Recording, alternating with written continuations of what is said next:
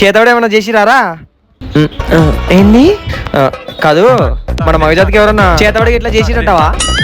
ఏమోరా తెలీదు. మరి ఏమైందిరా మీ అందరికి? ప్రతి ఒక్కరు ఇట్లా తయారవుతున్నారు. మీరేంది ఎట్లా దేశం మొత్తంలో రాష్ట్రాల వారిగా ఇట్లా విడిపోయి బ్యాచ్ కు తయారవుతున్నా?